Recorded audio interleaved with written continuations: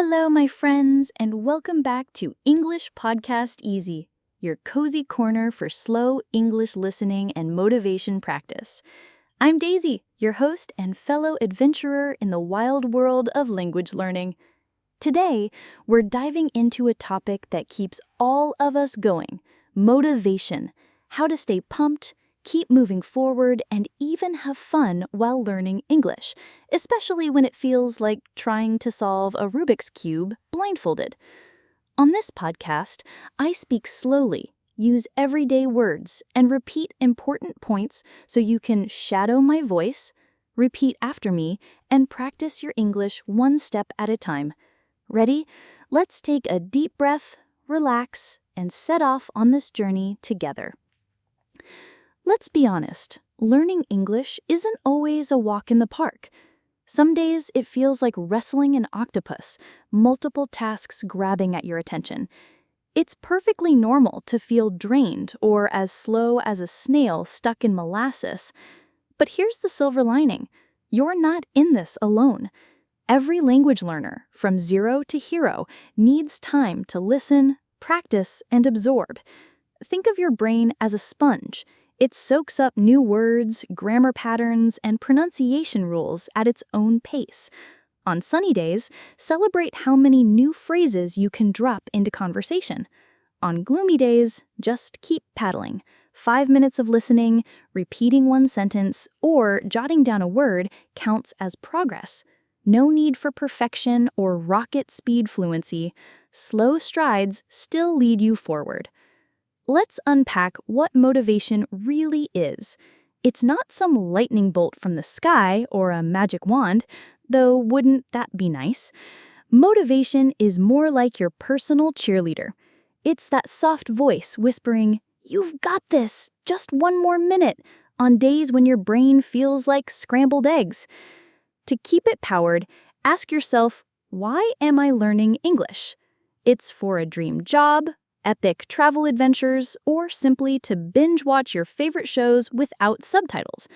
Whatever your reason, treat it like fuel. Write it on a sticky note, save it as your lock screen wallpaper, or text it to a friend who will remind you when you hit a slump. If you found today's lesson helpful, please subscribe to English Podcast Easy, and hit the bell so you don't miss any future episodes. Then, write the sentences you've learned in the comments below to help lock them into your memory. Here are 5 tiny habits to keep your motivation buzzing. Tip 1. Do a micro step. You don't need a 2-hour marathon study session. Listen for 5 minutes, read a paragraph, or repeat one sentence. Even a 1-minute chat with Siri in English counts. Tip 2. Remember your why. Remind yourself of your goal: a dream job, friendly travel chat, or watching Netflix without subtitles. Write it on a sticky note or save it as your lock screen wallpaper. Tip 3. Make it easy. Don't wait for perfect conditions. Leave your English book on the table, bookmark a lesson on your phone, or set a 10-minute timer. Starting is the hard part. Tip 4.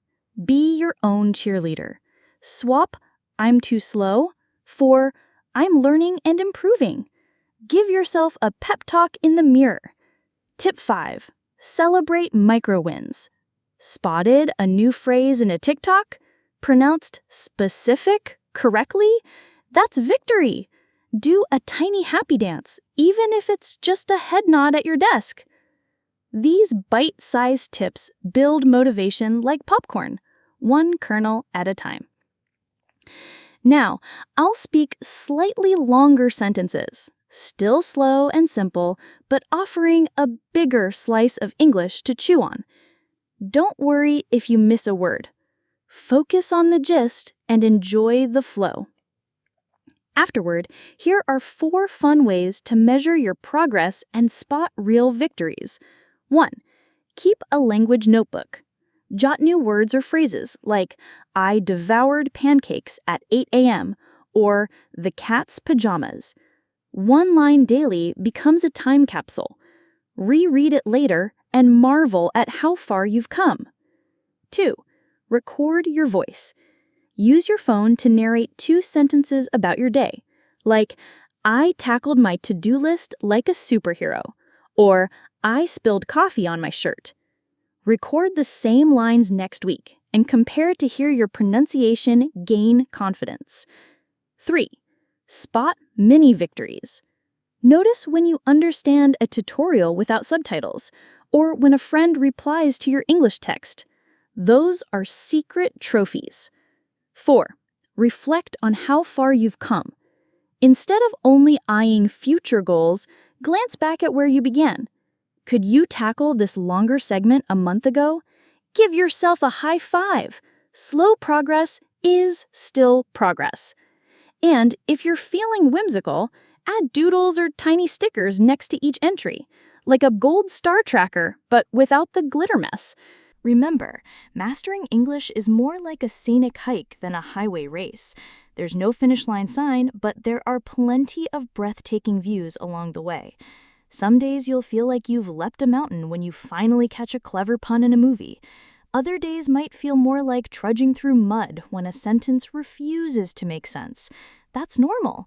Part of the fun lies in these ups and downs. Celebrate the tiny joys. The first time you order a coffee in English without accidentally asking for a donkey, the moment you lip-sync perfectly to a song, or when you crack yourself up by mispronouncing library as library. These little victories, however silly, build momentum. When you smile at each success, even if it's just understanding a meme caption, you're wiring your brain for more joy and less stress. Over time, these playful moments add up to genuine fluency and a love for learning. If you found today's lesson helpful, please like, subscribe to English Podcast Easy, and hit the bell so you don't miss any future episodes. Then, write the sentences you've learned in the comments below to help lock them into your memory.